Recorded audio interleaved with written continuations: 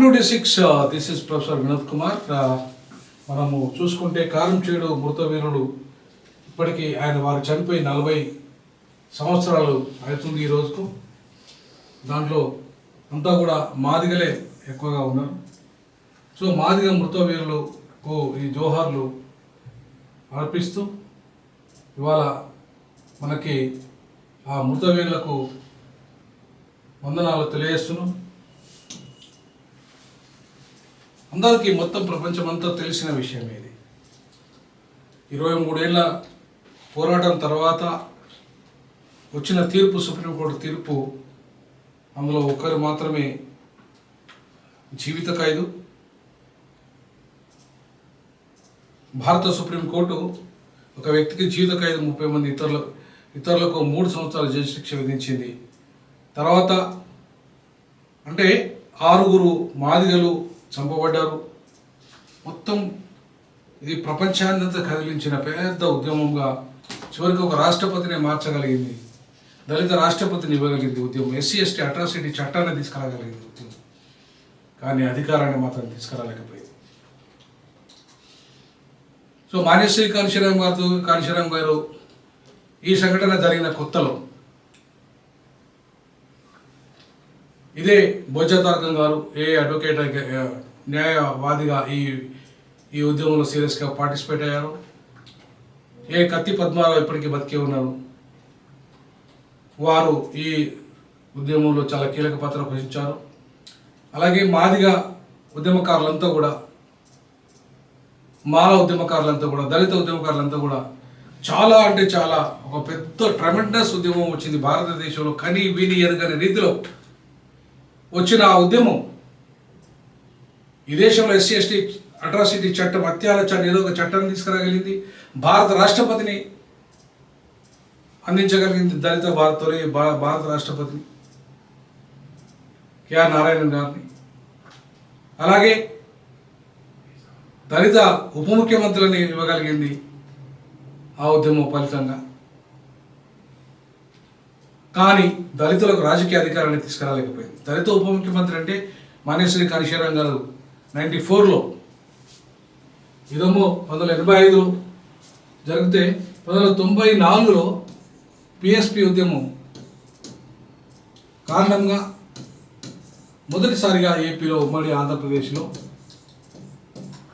కోనే రంగారావు ఉప ముఖ్యమంత్రి అయ్యాడు. అది ఈ ఉద్యమ ప్రభావం వల్ల ఉప ముఖ్యమంత్రి అయితే, ఈ ఉద్యమం ప్రభావం వల్ల వచ్చింది SC/ST అట్రాసిటీ నిరోధక చట్టం,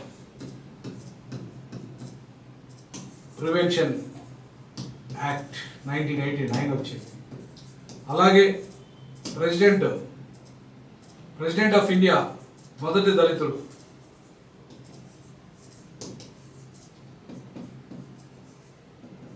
KR నారాయణన్ గారు వచ్చారు.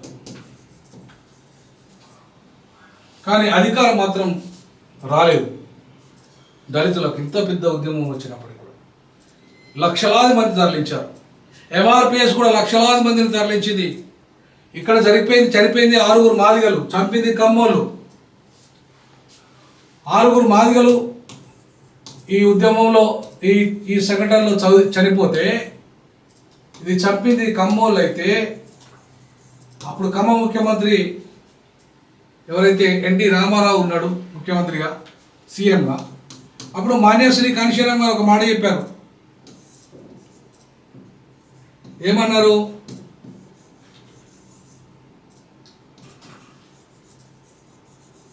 ఇదే బొజ్జ తారకం గారు, ఇదే కత్తి పద్మారావు గారు లాంటి కీలకమైన నేతలు కాళీశ్వరరావు గారి దగ్గరికి వెళ్ళి, ఇంత దుర్మార్గం జరిగింది మా దగ్గర, మాదిగలు మారణ హోమానికి గురయ్యారు, కమ్మోళ్ళు చంపారు, మీరు వచ్చి మేము మా ధర్నా చేస్తున్నాం, మీరు వచ్చి ధర్నాలో పాల్గొంటే న్యాయం జరుగుతుందని చెప్పాడు.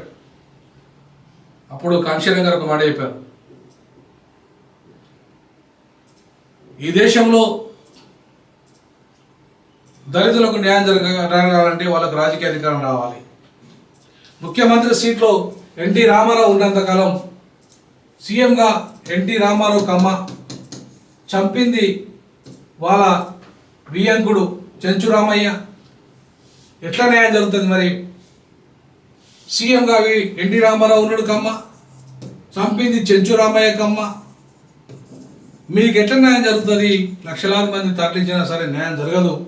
మీరు ఈ ఓటు ద్వారా ఈ ఎన్టీ రామారావును దించి మీరు సీఎం కుర్చీని తీసుకుంటే తప్ప మీకు న్యాయం జరగదని చెప్పేసి కాళేశ్వరం గారు చెప్పడం జరిగింది.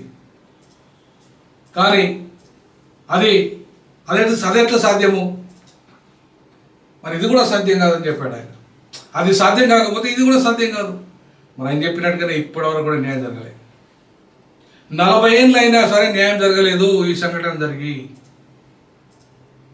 తూతూ మంత్రంగా శిక్షలు పడ్డాయి. తూతూ మంత్రంగా చివరికి లాస్ట్కు అసలు ఆ సంఘటనలకు బాధ్యులు ఎవరు పూర్తి స్థాయిలో జరగలేదు. ఒకే ఒకరికి జీవిత ఖైదు, మిగతా 3 మాత్రమే 3 సంవత్సరాల ఖైదు పడింది. అట్లాగే చుండూరు, కారంచేడు, పదిరికుప్పము, లక్ష్మీపేట ఇట్లా పరంపర కొనసాగుతూనే ఉంది. కానీ అధికారం మాత్రం మనకు రాలేదు, దళితులకు. కాంశీరం గారు చెప్పింది నిజం అయింది. ఎప్పుడైతే 94లో బీఎస్పీ బలంగా వచ్చిందో, ఎప్పుడైతే దళితులందరినీ కలిపిందో, ఈ సంఘటన తర్వాత దళితులంతా ఒక్కటైనరో, ఎప్పుడైతే బీఎస్పీ ఈ సంఘటన 84 తర్వాత 94లో బీఎస్పీ వచ్చి మళ్ళీ దళితులను ఐక్యం చేసిందో, అప్పుడే ఆ మందకృష్ణ వర్గీకరణ ఉద్యమానికి నాంది వేశారు అటు ఎన్టీఆర్, ఇటు చంద్రబాబు నాయుడు, సిపిఎన్. వీరి కుట్రల ఫలితంగానే మాలమాదిగల మధ్య చిచ్చు రగిలించడానికి వర్గీకరణ ఉద్యమాన్ని మన నెత్తి మీద పెట్టి ఈరోజు వరకు మొన్నటిగా తాత్కాలికంగా దాన్ని ఏదో తూతూ మంత్రంగా అక్కడ ఇక్కడ చట్టం తెచ్చారు. పెద్దగా అది అమలవుతాయని నమ్మకం లేదు. ఎందుకంటే మళ్ళీ మాలలు కొట్లాడుకునే విధంగానే వాళ్ళకు రోస్టర్ పాయింట్ దూరం పెట్టిండ్రు. మళ్ళీ మాదిగలు ఇద్దరు కొట్లాడుకునే విధంగానే అది పరిష్కారం ఇచ్చారు. సో కాబట్టి ఇవాళ మాదిగలకి అధికారం రాకుండా, మాలలకి అధికారం రాకుండా దూరం చేసి వర్గీకరణ ఉద్యమం పేరుతో మాదిగల్ని దూరం చేసి వాళ్ళ అధికారానికి దూరం చేసిన చరిత్ర అటు ఎన్టీ రామారావుది, ఇటు చంద్రబాబు నాయుడుది. విభజించు పాలించు ఈ ఇద్దరు ఇవాళ మాదిగల్ని బానిసలుగా తయారు చేసిండ్రు. ఆ బానిసలకు ఇవాళ ఊడిగం చేస్తున్నాడు మందకృష్ణ మాదిగ. ఈ మందకృష్ణ మాదిగ మొత్తం దళిత సమాజాన్ని అంతా కూడా బానిస సమాజంగా తయారు చేసి వీళ్ళ కమ్మలకు దప్పు కొట్టుకోమని, మన చంద్రబాబు నాయుడు తమ్ముడు చనిపోతే పోయి దప్పు కొట్టి మొత్తం మాదిగ జాతి పర్వంతం తీస్తున్న చరిత్ర మందకృష్ణ మాదిగ. సో మందకృష్ణ మాదిగ గారు ఇవాళ ఇంకా దప్పు కొట్టుకోమని అంటున్నారు. అటు దామ రాజనరసింహ ఇప్పుడు దప్పెందుకు, మనకి చదువు కావాలి, మన పిల్లలు విదేశాల్లో చదవాలి, మన పిల్లలు ఉన్నతమైన ఉద్యోగాలు చేయాలి, మంత్రులు కావాలి, నువ్వు మళ్ళీ దప్పు కొట్టమంటున్నావు, చెప్పు కొట్టమంటున్నావు. అరే చెప్పు దప్పు మనది కాకుండానే పోయినాయి, మనదే ఎందుకు ఉండాలి? మన చెప్పులు కమ్మోళ్ళు బ్రాహ్మణులు కూడా షాపులు పెట్టుకున్నారు, రెడ్డోళ్ళు షాపులు పెట్టుకున్నప్పుడు వాళ్ళ దప్పులు ఎందుకు కొట్టద్దు? అది బలమే. ఇప్పుడు చెప్పులో బెనిఫిట్ ఉంది, బెనిఫిట్ ఉన్నాయి మాత్రం వాళ్ళు పెట్టుకున్నారు, షాపులు పెట్టుకున్నారు, దప్పులు ఎందుకు కొడతలేరు వాళ్ళు? ఇదే కమ్మోళ్ళు, ఇదే రెడ్డోళ్ళు, ఇదే బ్రాహ్మణులు, ఇదే బీసీలు దప్పు ఎందుకు కొడతలేరు? చెప్పులు ఎందుకు కొడతలేరు? ఇవాళ చెప్పుల ఫ్యాక్టరీలు పెట్టే స్థాయికి అగ్రవర్ణాలు ఎదిగితే ఇంకా చెప్పులు కొట్టుకునే స్థితిలోనే మాదిగలు ఉండాలా? ఇదా బానిసత్వానికి, ఇదా ఆత్మగౌరవానికి నాంది, ఇదా ఆత్మగౌరవ ఉద్యమానికి పిలుపు? కాబట్టి ఇవాళ ఎటువైపు మనం పోతున్నాం, మనల్ని ఎటువైపు తీసుకెళ్తున్నారు, ఏ రకంగా బానిసత్వంలో ఇవాళ మాదిగలు మాలలు నెట్టబడుతున్నారు, ఇంకా వాళ్ళ మధ్యలో తారతమ్యాలు ఇంకెంతకాలం? వాళ్ళని ఐక్యం చేయడానికి ఎందుకు కృషి జరగడం లేదు? ఎందుకు దళితులు రాజకీయ అధికారం వైపు వెళ్ళడం లేదు? పూలే అంబేద్కర్, పెరియార్ మా భావజాలం ఇవాళ ఎందుకు స్తబ్దత గురైపోయింది? బీసీ, ఎస్సీ, ఎస్టీ, మైనార్టీలు ఎందుకు ఇవాళ అధికారానికి దూరం అయిపోయారు,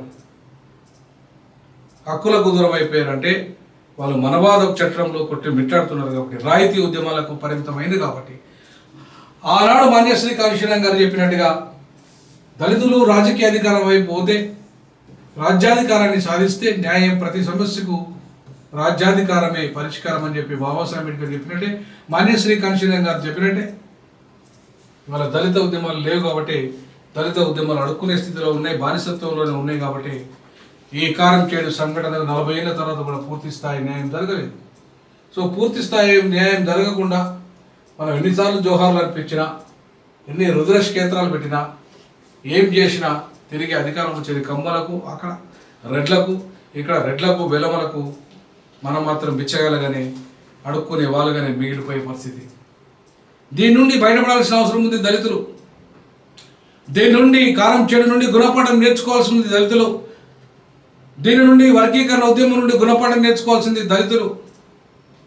రాజకీయ అధికారం వైపు దళితులు పోనంత కాలం వాళ్ళ హక్కులు పూర్తి స్థాయిలో లభించవు, ఆత్మగౌరవం అసలే లభించదు. వాళ్ళ కారంచేడు నేర్పుతున్న గుణపాఠాలు అవే, చుండూరు నేర్పుతున్న గుణపాఠాలు అవే, పదిరికుప్పము నేర్పుతున్న గుణపాఠాలు అవే. దేశంలో ఎక్కడ దళితుల మీద దాడులు జరిగినా కూడా ఆ గుణపాఠాలు నేర్చుకోవాలి. అవి నేర్పేది ఆ గుణపాఠాల నుండి. ఇవాళ మనకు పాఠం నేర్చుకోకపోతే దళితులు మరింత బానిసత్వంలో నెట్టబడతారు. అసలు దళితులకు ఆత్మ గౌరవమే ఉండే పరిస్థితి లేకుండా పోతుంది. కాబట్టి ఇవాళ దళిత ఆత్మగౌరవ ఉద్యమం అంటే కేవలం అడుక్కోవడం కాదు, ఇవ్వడం. ఇచ్చే స్థాయికి దళితులు ఎదగడం, ఇచ్చే స్థాయికి దళితులు ఎదగినంత కాలం ఈ దళితులకు విముక్తి లేదు, ఆ దళితుల జీవితాలకు మనుగడ లేదు. కాబట్టి ఇవాళ దళిత సమాజమా, ముఖ్యంగా ఉమ్మడి ఆంధ్రప్రదేశ్ తెలంగాణ దళిత సమాజమా, మాన్యశ్రీ కాళీశ్వరం గారు చెప్పినట్టుగా ఈరోజు 40 ఏళ్ళ తర్వాత కూడా న్యాయం జరగని కారంచేడు సంఘటనలు ఇంకా జోహార్లో మృతవీరులకు అర్పించుకుంటూ ఉంటామా, లేదంటే దానిలో గుణపాఠం నేర్చుకుని రాజకీయ అధికారం పోదామా? తెలుసుకోవాల్సింది దళితులే. దళిత క్రైస్తవులు, దళిత ముస్లింలు, దళిత హిందువులు, దళిత పార్సీలు, దళిత సిక్కులు, దళిత ఏ మతానికి సంబంధించిన వాళ్ళైనా సరే దళితులంతా అంటరాని వాళ్ళే. నేను జస్టిస్ గవాయ్ గారిని కూడా ఛాలెంజ్ చేయడం జరిగింది. 100% వర్గీకరణను అంగీకరిస్తాము, కానీ ఆన్ వాట్ కాస్ట్? దళిత జీవితాలను అంటరాని వాళ్ళుగా చేసింది ఎవరు? బాధ్యులు ఎవరు? సంపద ఎవరి చేతిలో ఉంది? అధికారం ఎవరి చేతిలో ఉంది? పరిశ్రమలు ఎవరి చేతిలో ఉన్నాయి? సినిమా ఇండస్ట్రీ ఎవరి చేతిలో ఉంది? రియల్ ఎస్టేట్ వ్యాపారం ఎవరి చేతిలో ఉంది? ఇవన్నీ ఎందుకు రావట్లేదు? దళితుల చేత అధికారం లేనంత కాలం, భూమి లేనంత కాలం, అధికారం లేనంత కాలం ఇది అసాధ్యం. కాబట్టి దళితులారా మేలుకొనండి, ఈ రాజ్యాన్ని ఏలుకొనండి. మీరు 25% నుండి 30% వరకు ఉన్నారు. మీరు దలుచుకుంటే 5% ఉన్న రెడ్లను అడగట్లేరా? 3% ఉన్న కమ్మలను అడగట్లేరా?